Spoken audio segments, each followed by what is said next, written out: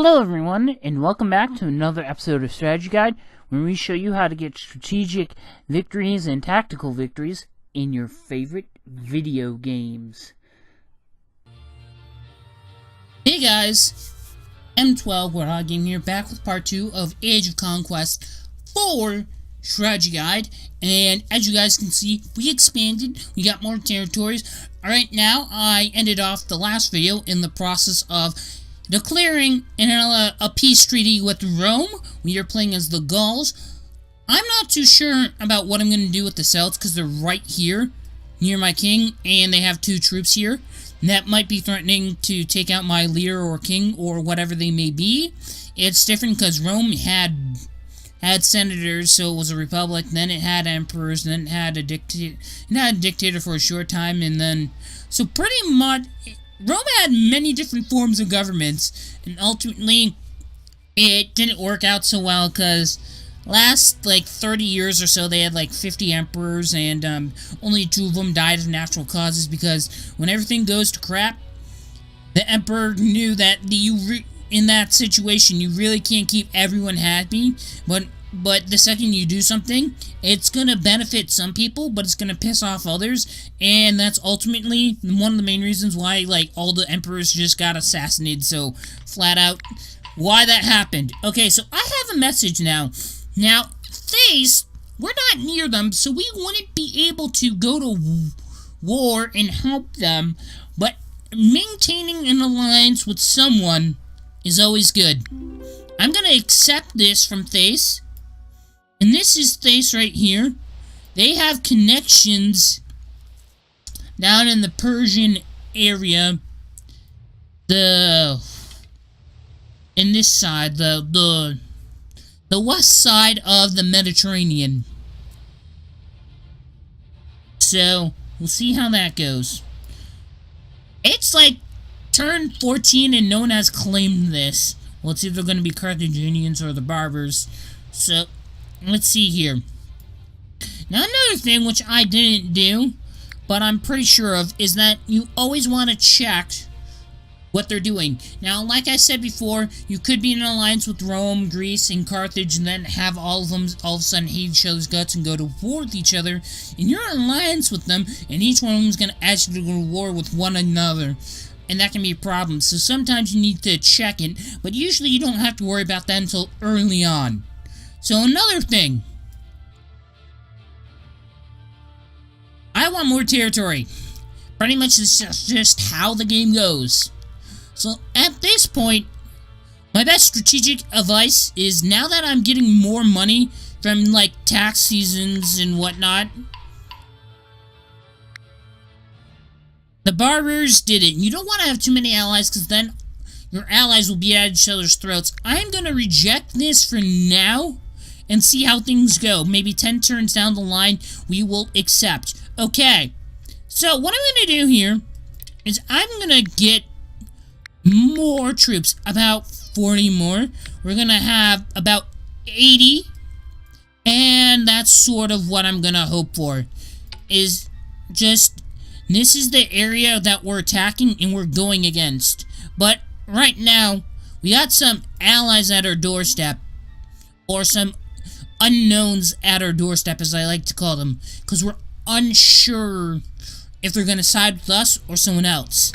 So what I want to do is I want to be in a peace treaty with them. Or maybe not. Maybe just an alliance. If I was in a peace treaty, I would actually offer them help.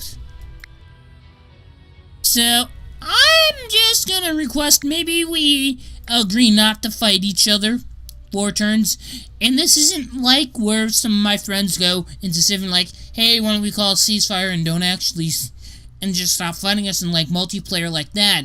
But you can honestly declare war on them at any time. With the ceasefire, the game makes it so that you can't actually go to war with them. Right here, Sumerians. If I was out peace treaty, I couldn't bum rush them with 100 troops onto their capital and try and take out their whole thing. That wouldn't be possible. But we're not at a peace treaty with them. And their leader is on a border, and that's the mistake that a lot of people make, is that you don't want to be on the border with your leaders unless you can trust that no one's gonna attack. And I don't feel like moving it. I could move it here, which is good, but most times I don't have to move mine because I play my cards right, but that doesn't always work for everyone. So I'm going to declare war. Just go all out here. And hope that our attack succeeds.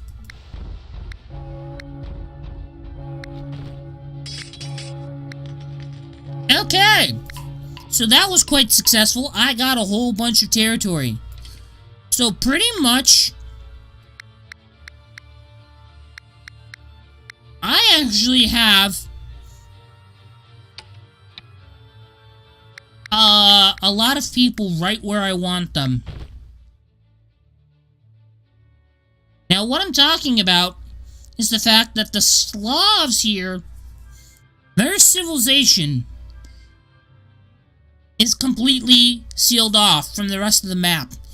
The only way that they can get to somewhere else or expand would be through my empire. So I can pretty much control.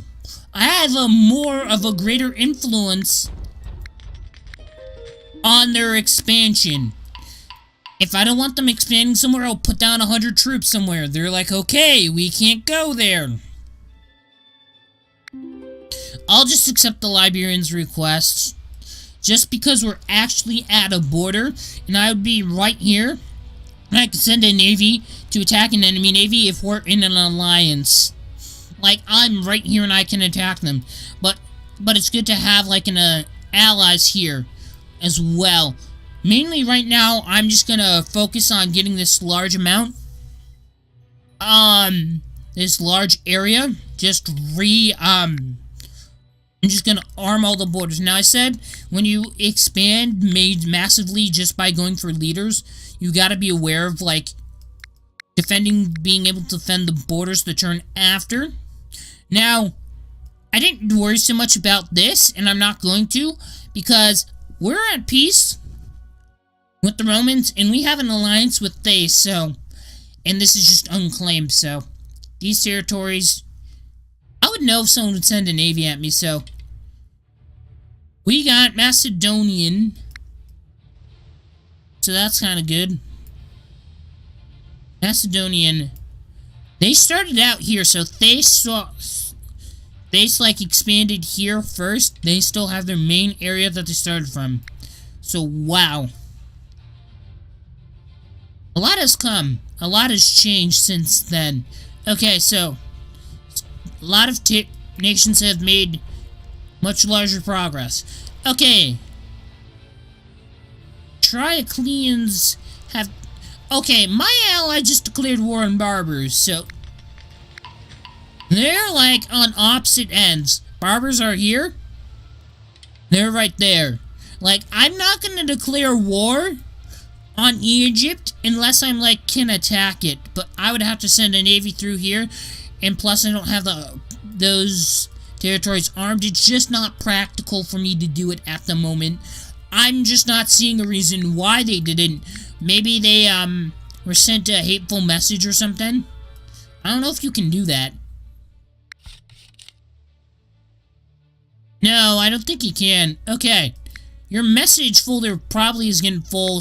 Mine is, so I'm just gonna clear all of this stuff up.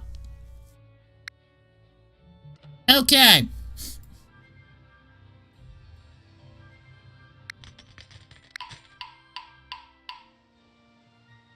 Oh! I just realized. The Liberians also are at war with the, Celts, so that's kind of good. You can also tell by looking at the map. Blue means we're at peace, we're at ceasefire. White means neutral. Green means alliance. Red means war. And that's pretty much all you need to know. There are no others, really.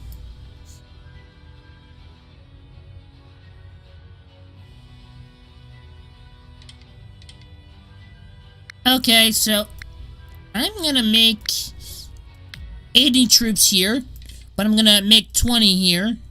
This really isn't a border because it's only on the water, but I'm gonna move. But I'm gonna summon enough just so that we can take this over and have this as a territory and start making money from it. From taxes and whatnot and all that stuff. So, Liberians declared war on the Berbers. The Tricleans did so as well. And I'm allies with both of them. I'm going to try and stay out of this because I'm not directly near them. I guess technically I am because they own 2 islands here in the middle of the Mediterranean. But I'm really iffy about the Celts being like right on my doorstep. So you know what? I might go to war with them and take them out. But what would be a better idea is to actually go for the Slavs. Now the reason for this is that I have 1, 2, 3, 4, 5, 6, 7, 8 territories with a lot of troops in them. And I could spend those troops on arming other borders. Like, if I take this out, none of these 8 territories would be borders. And that means the rest of this area, I do not have to worry about being invaded from. And I can sort of do the same thing with the Celts. Like, I don't have to worry about anything from here coming down to attack us. That's sort of what I'm going to get at. So what I'm going to do is I'm going to do this, and then I'll be able to focus everything else down here. So I'm not going to worry about leaving troops behind in this territory to defend it because, well, there won't be if this succeeds. And I have a higher chance of doing that if I put all my troops here and attack. Now, the main thing you want to know is that 1 troop versus 1 troop, they're both going to die. Like, whoever has the more troops is going to win. Because for every troop that you have, the enemy will lose 1 troop when attacking or defending. But that's not directly 1-to-1 when there's a fortification, and it's a little bit more in the favor of the defender of that territory, which is why I bring a lot of stuff. And I'm guessing the leader would give you some sort of bonus as well, I would imagine. So, this is not a... Okay, this is a border territory, this is not a border. These are not border territories. Although I'm going to keep some of these here because they are bordering the water. This I can move down here. This I'll move here, I'll move it next turn. I'm going to move these down. Now another thing is that you don't want to disband your troops. If you want to get rid of them and have them somewhere else. Because you can just buy more if you need them.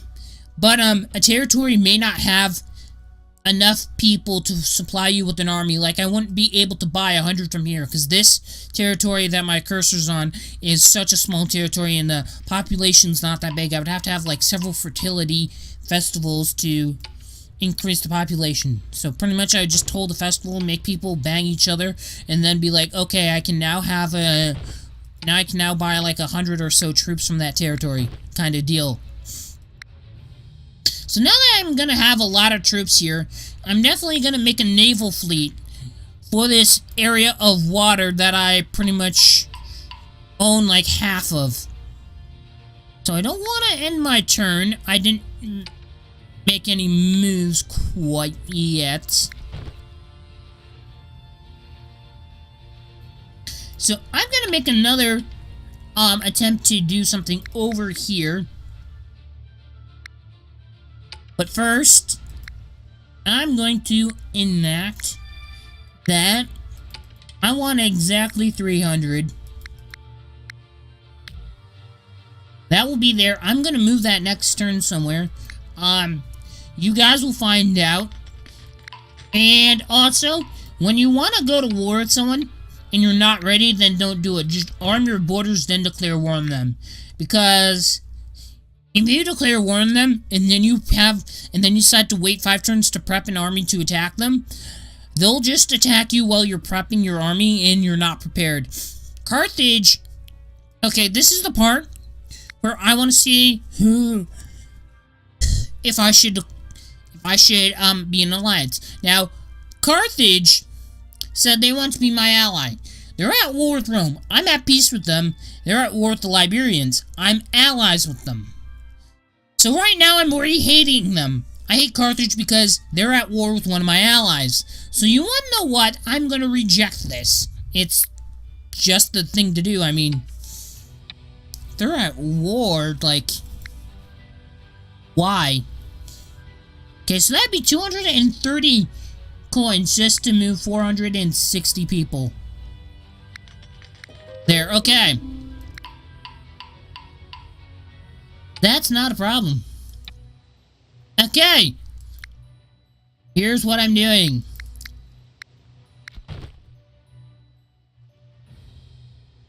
So I got my...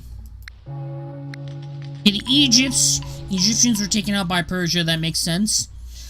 Thais is expanding down here, of course. I'm probably going to go after Macedonia and get these territories from them. It would be an easy target because I can send a large naval fleet down here if I wanted to. I don't have enough money for it, though. Okay.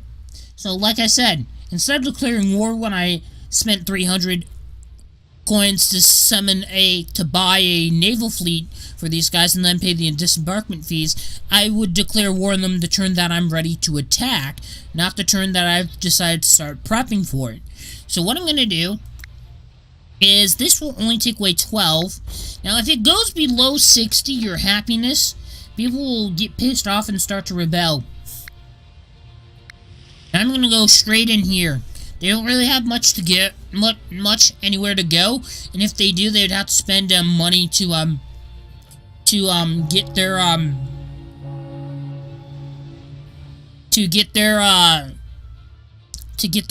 units onto the water. Spartans have perished. Wait, Spartans as in Greeks? Because these are the Greeks right here. Spartans are, well, I guess in a way they were technically their own separate nation for a while, because the Macedonians, when Alexander's father took over Greece, and then he died, Alexander took up his throne, his son, and whatnot, and became known as Alexander the Great, and made the largest empire ever. Yes, we know that happened. But he pretty much was able to take out every Greek city-state, well, take control of it, but he didn't actually take them out. As I said, you're under our control now, but you can still practice your same religious stuff and be yourselves. You just have to follow some of our rules, but we're not going to infringe on your religious things. You be you, we'll be us, just that you're under our rules. And that's what really made Alexander the Great so great, is that he didn't, like, force people to change their ways. He just said, just be you, but under our empire. And for the longest time, for a little bit longer, Spartan lasted a little bit longer, so I guess you could call them like their own nation, even if it was for not that long. I mean, if you think about it, the state of Texas was its own country, I guess, for like 10 years. Ah, history. This game has a lot to do with it, and that's why I like it. Okay, so the Macedonians, they have to go. Not that I hate you or anything, but I want your territory.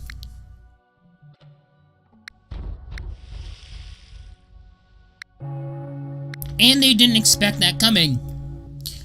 That's one of the best things about this. Okay, so now I have to rework all my troops to guard all my borders. Now I'm a grand ruler.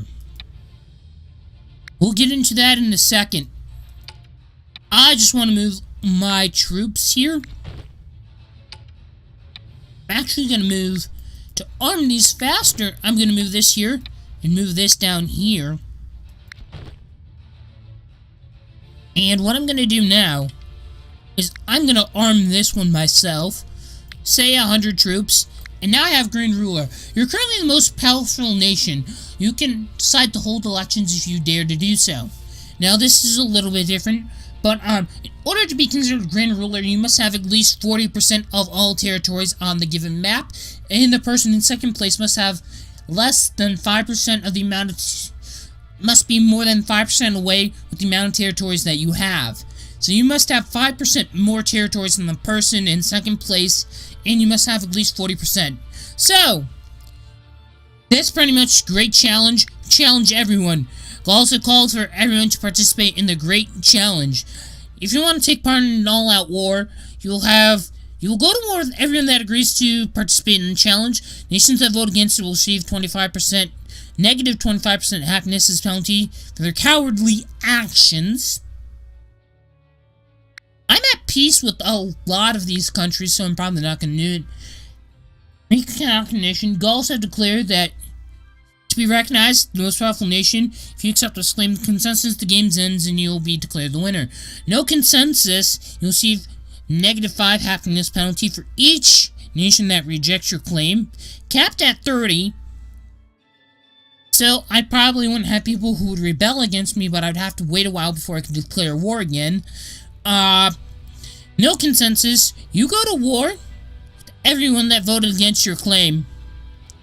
And no consensus if you get all wars end for nations that voted in favor. So I guess there are some positives to it. Now I can look at my finances and adjust some of these things if I want to. But you want to know what? Everything seems to be fine.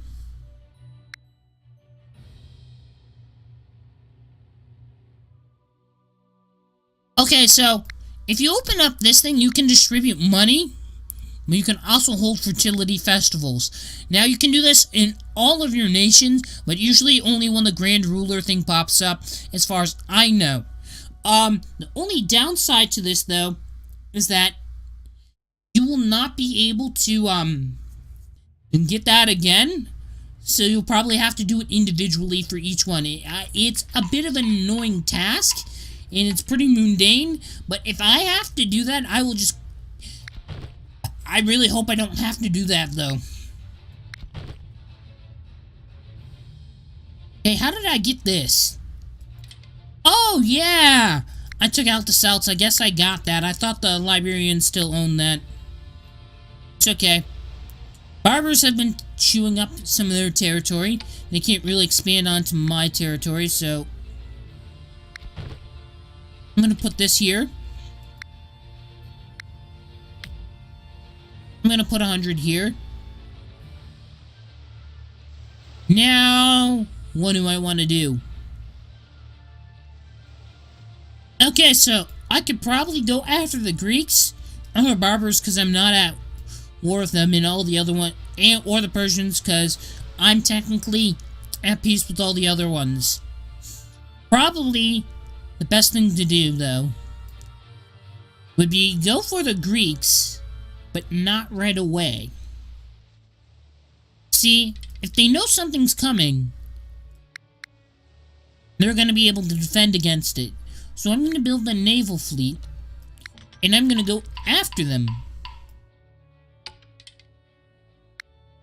I'm going to add 100, and then I'm going to put... And I can't do that, plus I would want another 100. Now, the Roman Empire, I've been at peace with them for a while, so I'm going to accept their request, and I'm going to see what their diplomacy is. It's always good to know what their diplomacy is. I'm glad I never accepted that peace treaty with Carthage because they're at war with my allies, and this is what happened. They're at war with the Romans as well. So that's the thing. On that note, I guess I'm going to have to end this episode of Strategy Guide here. I hope you guys enjoyed watching. If you did, leaving any comments, questions, or feedback for me, the comment section down below would be highly appreciated, and I'll see you guys later. Bye-bye!